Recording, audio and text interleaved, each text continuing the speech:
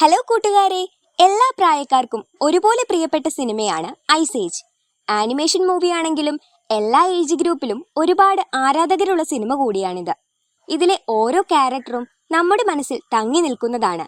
മാനി, Sid, Diego അങ്ങനെ എല്ലാവരും ഇന്നും നമ്മുടെ മനസ്സിൽ വളരെ ഫ്രഷ് ആയി തന്നെയുണ്ട്. 2002 ഐസ് ഏജിന്റെ ഫസ്റ്റ് മൂവി പുറത്തിറങ്ങുന്നത്. ഒരു കമ്പ്യൂട്ടർ ആനിമേറ്റഡ് കോമഡി ഫിലിമാണിത്. മാനി എന്ന മാമോത്തും സിഡ് എന്ന എസ്കിമോയും ഡിയാഗോ എന്ന കടുവയുമാണ് ഇതിലെ പ്രധാന ക്യാരക്ടേഴ്സ്. ഒരു മനുഷ്യക്കുഞ്ഞിനെ ഇവർക്ക് കിട്ടുകയാണ്. അതിനെ തിരികെ നൽകാൻ കാണിക്കുന്ന ഇവരുടെ ജീവിതത്തിലെ സന്ദർഭങ്ങളിലൂടെ മുന്നോട്ടു പോകുന്ന ഈ സിനിമ കാണികളെ ശരിക്കും രസിപ്പിക്കും.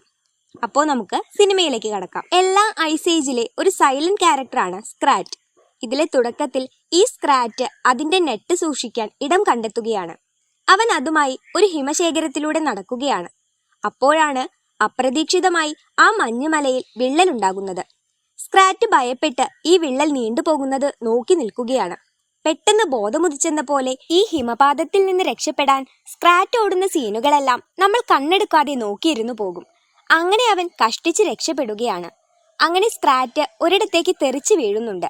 ഒരു ചെറിയ കുഴിയിലേക്കാണ് സ്ക്രാറ്റ് വീഴുന്നത്. ഇവനെ ഒരു പറ്റം മൃഗങ്ങൾ ചവിട്ടുന്നുണ്ട്. അതൊരു കുടിയേറ്റമായിരുന്നു. വരാനിരിക്കുന്ന ഹിമയുഗത്തിൽ നിന്ന് രക്ഷപ്പെടാൻ ഒരു കൂട്ടം മൃഗങ്ങൾ ഊഷ്മളമായ കാലാവസ്ഥയിലേക്ക് കുടിയേറുകയാണ്. അവിടെയാണ് നമ്മുടെ സിഡിന്റെ എൻട്രി. കുഴിമടിയനായ ഒരു കോമഡി പീസാണ് സിഡ്.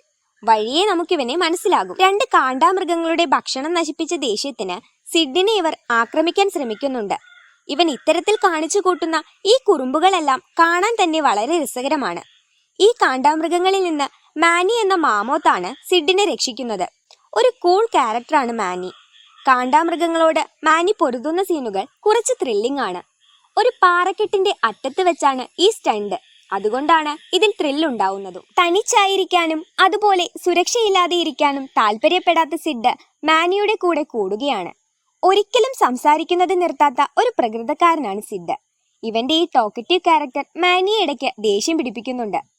അവൻ ഒറ്റയ്ക്ക് കുടിയേറ്റ യാത്ര ചെയ്യാനും ആഗ്രഹിക്കുന്നുമുണ്ട്.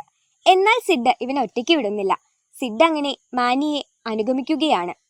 ഈ സമയം സോഡോ എന്നൊരു കടുവ, ഇവൻ ഇവരുടെ കൂട്ടത്തിലെ നേതാവാണ്. ഇവൻ അവരുടെ താവളത്തിനടുത്തായുള്ള ഒരു മനുഷ്യ സംഘത്തോട് പ്രതികാരം ചെയ്യാൻ ആഗ്രഹിക്കുകയാണ്. ഇവരുടെ സങ്കേതത്തിലെ കുറച്ച് കടുവകളെ കൊന്നതിനാണ് പ്രതികാരം. ഇവൻ തിരഞ്ഞെടുക്കുന്ന മാർഗം എന്തെന്നാൽ മനുഷ്യ സംഘത്തിന്റെ നേതാവിന്റെ കൈക്കുഞ്ഞിനെ ഭക്ഷിക്കുക.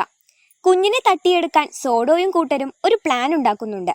ഒരു കൂട്ടം കടുവകൾ അപ്രതീക്ഷിതമായി മനുഷ്യ സംഘത്തെ ആക്രമിക്കുന്നു. കുഞ്ഞിന്റെ അടുത്ത് നിന്ന് എല്ലാവരും അകലുന്ന സമയം ഡിയാഗോ എന്ന കടുവ കുഞ്ഞിനെ തട്ടിയെടുക്കുന്നു. ഇതായിരുന്നു ഇവരുടെ പ്ലാൻ. അങ്ങനെ പ്ലാൻ ചെയ്ത പോലെ കാര്യങ്ങൾ നടന്നു വരികയായിരുന്നു. എന്നാൽ കുഞ്ഞിന്റെ അടുത്തെത്തിയ ഡിയാഗോയെ കുഞ്ഞിന്റെ അമ്മ കാണുകയും അവർ കുഞ്ഞിനെ കയ്യിലെടുത്ത് ഒരു വടിയെടുത്ത് ഡിയാഗോയെ ആക്രമിച്ച് ഓടിപ്പോവുകയും ചെയ്യുന്നുണ്ട്. പാറക്കെട്ടിന്റെ മുകളിലൂടെയും അരുവിയിലൂടെയുമെല്ലാം അവൾ കുഞ്ഞുമായി ഓടുന്നുണ്ട്. അങ്ങനെ ഈ അമ്മ കുഞ്ഞുമായി വെള്ളച്ചാട്ടത്തിലേക്ക് എടുത്തു ചാടുകയാണ്. കുഞ്ഞിനെ ലഭിക്കാത്തതിന്റെ ശിക്ഷയായി സോഡോ ഡിയാഗോയെ കുഞ്ഞിനെ വീണ്ടെടുക്കാതെ കൂടെ ചേർക്കില്ലെന്നും കുഞ്ഞിനെ ലഭിച്ചില്ലെങ്കിൽ അതിനു പകരമായി ഡിയാഗോയെ കൊല്ലുമെന്നും പറഞ്ഞ് തിരച്ചിലിനായി പറഞ്ഞു വിടുന്നു. പിന്നെ കാണിക്കുന്നത് വെള്ളച്ചാട്ടത്തിലെ അരുവിയാണ്. നേരത്തെ വെള്ളച്ചാട്ടത്തിലേക്ക് എടുത്തു ചാടിയ അമ്മ കുഞ്ഞുമായി അവിടെ പാറക്കല്ലിൽ ചേർന്ന് നിൽക്കുകയാണ്. അവശയായ അമ്മ പതിയെ കുഞ്ഞിനെ കരയിലേക്ക് നീക്കുന്നു. തിരികെ വെള്ളത്തിൽ വീഴാൻ പോയ കുഞ്ഞിനെ മാനി തുമ്പിക്കൈ ഉപയോഗിച്ച് കരയിലേക്ക് നീക്കി വെക്കുന്നു. ഇതിൽ നിന്ന് അമ്മയ്ക്ക് സുരക്ഷിതമായ കൈകളിലാണ് കുഞ്ഞെത്തിയതെന്ന് മനസ്സിലാവുന്നുണ്ട്. അവശയായ അമ്മ മരിച്ചു പോവുകയാണ്. അങ്ങനെ കുഞ്ഞുമായി സിഡും മാനിയും യാത്ര തുടങ്ങുകയാണ്. കുഞ്ഞിനെ തിരികെ നൽകാൻ മനുഷ്യത്താവളത്തിലേക്ക് സിഡ് ആ വെള്ളച്ചാട്ടമുള്ള പാറക്കെട്ട് കയറുന്നതിനിടയ്ക്കാണ് ഡിയാഗോ അങ്ങോട്ട് വരുന്നത്. പാറക്കെട്ടിൽ വലിഞ്ഞു കയറുന്നതിനിടയിൽ കുഞ്ഞ് താഴേക്ക് വീഴാൻ തുടങ്ങുന്ന സീൻ കുറച്ച് നമ്മളിൽ ഞെട്ടലുണ്ടാക്കും. സിഡിന്റെ കയ്യിൽ നിന്നും കുഞ്ഞിനെ തട്ടിയെടുക്കാൻ ശ്രമിച്ച ഡിയാഗോയെ മാനി ഭീഷണിപ്പെടുത്തുന്നുണ്ട്. അപ്പോൾ ഇത് തന്റെ കയ്യിൽ നിന്നും മിസ്സായ കുഞ്ഞാണെന്ന് ഡിയാഗോ പറഞ്ഞെങ്കിലും മാനിയും സിഡും അത് കേൾക്കുന്നില്ല. കുഞ്ഞിന്റെ സുരക്ഷയെ കരുതി മാനിയും സിഡും കുഞ്ഞിനെ കൂടെ കൊണ്ടുപോവുകയാണ്. എന്നാൽ സൂത്രത്തിൽ കുഞ്ഞിനെ കൈക്കലാക്കാമെന്ന ഉദ്ദേശത്തോടെ ഇവരുടെ കൂടെ ഡിയാഗോ കൂടുകയാണ്. കുഞ്ഞുമായി ഇവർ നടത്തുന്ന യാത്രയിലെ സന്ദർഭങ്ങളെല്ലാം വളരെ രസകരമാണ്. സിഡിന്റെ കുഞ്ഞുമായുള്ള ഇന്ററാക്ഷൻസ് വളരെ രസകരമാണ്. മാനി ശരിക്കും നല്ലൊരു കെയർടേക്കറായും രസകരമാണ്. ഇതിനിടയിൽ ഡിയാഗോ ഇവരെ ട്രാക്ക് ചെയ്യുന്നുണ്ട്. കുഞ്ഞിനെ എല്ലാവരും ഉറങ്ങുന്നതിനിടയിൽ ഡിയാഗോ തട്ടിയെടുക്കാൻ ശ്രമിക്കുന്നു. സിഡിന്റെ കൂർക്കം വലി കേട്ട് പക്ഷേ പേടിക്കുകയും മാനിയുടെ തുമ്പിക്കൈക്കിടയിൽ നിന്ന് കുഞ്ഞിനെ എടുക്കാൻ കഴിയാതെ വരികയും ചെയ്യുകയാണ്. അങ്ങനെ അവിടേക്ക് കുഞ്ഞിനെ തട്ടിയെടുക്കാൻ വന്ന കടുവക്കൂട്ടത്തോട് ഡിയാഗോ ഈ ആക്രമണം അന്ന് സാധ്യമല്ലെന്ന് അറിയിക്കുന്നുണ്ട്. ഇങ്ങനെ അവർ നടക്കുന്നതിനിടയിൽ ഒരു പക്ഷിക്കൂട്ടത്തിനിടയിൽ പെടുന്നുണ്ട്. കുഞ്ഞിന് വിശന്നപ്പോൾ അവരുടെ കയ്യിലെ തണ്ണിമത്തൻ കുഞ്ഞിന് നൽകാൻ ചോദിച്ചെങ്കിലും ഇവർ നൽകുന്നില്ല. അങ്ങനെ അത് വലിയൊരു സംഘർഷം സൃഷ്ടിക്കുന്നുണ്ട്. സിഡുമായി പക്ഷികൾ നടത്തുന്ന പോരാട്ടം ശരിക്കും നമ്മെ ചിരിപ്പിക്കും. 3 തണ്ണിമത്തനുകളിൽ 2 എണ്ണം അങ്ങനെ നഷ്ടമാവുന്നു. അവസാനത്തെ ഒരെണ്ണം സിഡ് കുഞ്ഞിനായി നൽകുന്നു. ഇവർ പിന്നെയും യാത്ര ചെയ്യുകയാണ്. യാത്രക്കിടയിലെല്ലാം കുഞ്ഞിനെ തരുമോ എന്ന് ഡിയാഗോ ചോദിക്കുന്നുണ്ട്.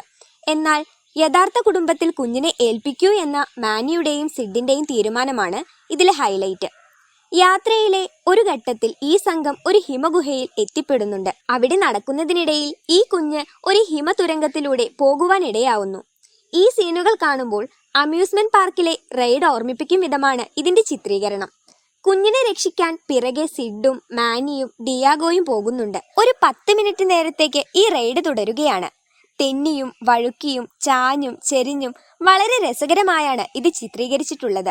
സിഡിന് പറ്റുന്ന ചില അപകടങ്ങൾ ശരിക്കും നമ്മെ ചിരിപ്പിക്കും. അങ്ങനെ ഇവർ അവസാനം ചെന്നെത്തുന്നത് നമ്മുടെ സ്ക്രാറ്റിന്റെ അരികിലേക്കാണ്. അവന്റെ നെറ്റ് സൂക്ഷിക്കാൻ സ്ഥലം തിരഞ്ഞു നടന്ന സ്ക്രാറ്റ് നെറ്റ് ഒരിടത്ത് വെക്കുന്നതിലേക്കാണ് ഇവർ ചെന്ന് വീഴുന്നത്. പിന്നെയും യാത്ര തുടർന്ന ഈ സംഘം ഒരു ഗുഹയിൽ എത്തിച്ചേരുന്നുണ്ട്. അവിടെ നിന്ന് മാനിയുടെ ഭൂതകാലത്തെക്കുറിച്ചും മനുഷ്യവേട്ടക്കാരുമായുള്ള മുൻ ഇടപെടലുകളെക്കുറിച്ചും സിഡും ഡിയാഗോയും മനസ്സിലാക്കുന്നുണ്ട്. അതിലവർ ഒരു കുടുംബത്തെ വേർപെടുത്തുന്നുണ്ട്. ഇത് കണ്ട് മാനി വിഷമിച്ചു നിൽക്കുകയാണ്. പിന്നീടും യാത്ര തുടർന്ന ഈ സംഘത്തിന് നേരിടേണ്ടി വന്നത് ഒരു ലാവ പ്രവാഹമായിരുന്നു.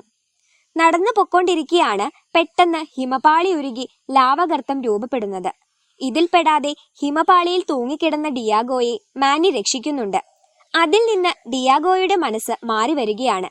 അങ്ങനെ കുഞ്ഞുമായി അവൻ അടുക്കുന്നുണ്ട്. പിന്നീടുണ്ടായ സോഡോയുടെയും സംഘത്തിന്റെയും ആക്രമണത്തിൽ നിന്ന് മാനിയെയും സിഡിനെയും കുഞ്ഞിനെയും രക്ഷിക്കാൻ ഡിയാഗോ കാണിച്ച ധൈര്യമാണിതിന് തെളിവ്. മാനിയെ ആക്രമിക്കാൻ വന്ന സോഡോയെ പാറക്കെട്ടിലേക്ക് തള്ളിയിട്ട് കൊല്ലുകയാണിവർ.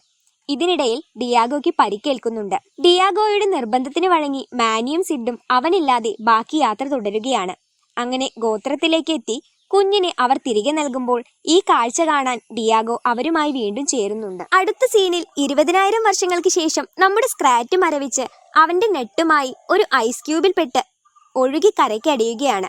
ഐസ് ഉരുകി വന്നപ്പോഴേക്ക് ഇവന്റെ നെറ്റ് വെള്ളത്തിലേക്ക് ഒഴുകുന്നുണ്ട്. ഇതിൽ ക്ഷമ നശിച്ച സ്ക്രാറ്റ് ഒരു തെങ്ങിൽ പോയി തലയിടിക്കുമ്പോൾ ഒരു തേങ്ങ വീഴുന്നുണ്ട്. പിന്നീട് ഈ തേങ്ങ വെച്ച് കുഴിച്ചപ്പോൾ വീണ്ടും ഒരു വിള്ളലുണ്ടായി അതൊരു അഗ്നിപർവ്വത സ്ഫോടനം ഉണ്ടാക്കുകയും ചെയ്യുന്നു. സ്ക്രാറ്റിന്റെ ഒരു ചിരിയോടെ സിനിമ അവസാനിക്കുകയാണ്. ഒരു കൂൾ റിലാക്സിംഗ് മൂവിയാണിത്. വളരെ രസകരമായ ഇത്തരം മൂവീസിന്റെ എക്സ്പ്ലനേഷൻ കേൾക്കാൻ ചാനൽ സബ്സ്ക്രൈബ് ചെയ്യുക. ഇന്നത്തെ ഈ വീഡിയോ ഇഷ്ടമായാൽ ലൈക്ക് ചെയ്യാനും ഷെയർ ചെയ്യാനും മറക്കരുത്. ഇത്തരത്തിൽ മറ്റൊരു വീഡിയോ ആയി കാണുന്നത് വരേക്കും ബൈ.